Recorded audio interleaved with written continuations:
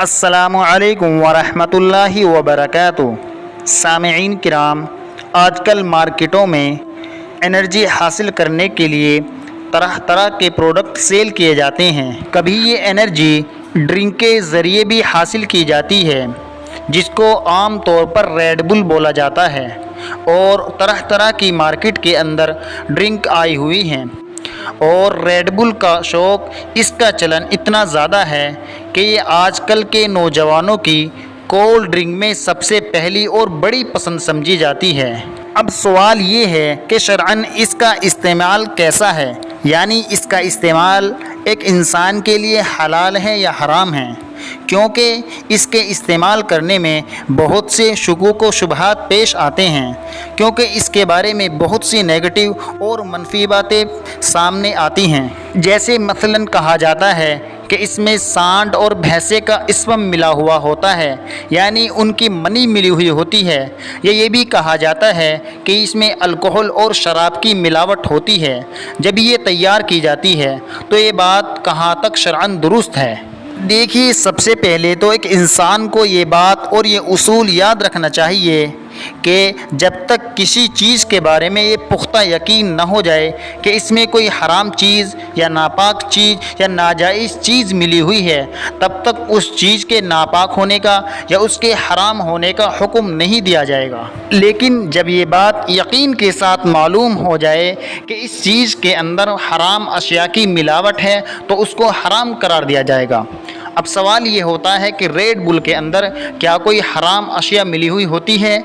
तो इसको जानने के लिए किसी बड़ी तंजीम की तस्दीक ज़रूरी होती है। देखिए, SANHA सनहा ये एक तंजीम है, ये एक जमात है, साउथ अफ्रीकन नेशनल हलाल अथॉरिटी। ये एक मोतबर और मुस्तनद इदारा है जो अफ्रीका के अंदर है। इनकी एक टीम है, एक जमात है, एक तंजीम है जो किसी चीज़ के हराम और हलाल होने का फ़ैसला करती है। तो उनकी टीम ने इस बात की तस्दीक की है कि असल और ओरिजिनल फ्लेवर जो है, जो रेड बुल के अंदर होता है, उसमें किसी भी हराम चीज़ की मिलावट नहीं है। लिहाजा रेड बुल को सनहा की तस्दीक भी हासिल है कि इसका पीना और इसका इस्तेमाल करना जायज़ है। लिहाजा हमारे दारुल देवबंद और दुनिया भर के दारुल इफ्ता ने उन पर एतबार करते हुए इस बात का हुक्म दिया है कि रेड बुल का इस्तेमाल जायज़ है। लेकिन अब इसके जायज़ होने का मतलब ये हरगिज़ नहीं है कि इसको बकसरत इस्तेमाल किया जाए।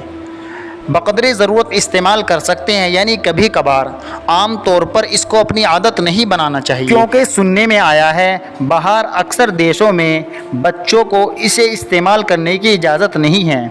लिहाजा इससे ये बात साबित हो गई कि तिब्बी एतबार से इसका ज़्यादा इस्तेमाल और इसे ज़्यादा यूज़ करना दुरुस्त नहीं है। एहतियात बरतनी चाहिए। लेकिन अगर कोई शख्स इसको पी रहा है तो उसके साथ शिद्दत से नहीं पेश आना चाहिए कि तुम एक हराम चीज़ का इस्तेमाल कर रहे हो, तुम एक नाजायज़ चीज़ का इस्तेमाल कर रहे हो।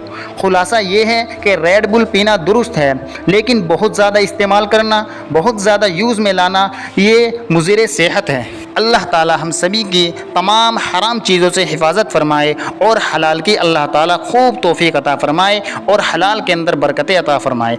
आमीन या रब्बल आलमीन। मज़ीद ऐसी ही इस्लामिक मालूमात के लिए हमारे यूट्यूब चैनल इस्लामिक मालूमात को सब्सक्राइब ज़रूर करें। शुक्रिया। अस्सलामु अलैकुम वरहमतुल्लाहि वबरकातुहू।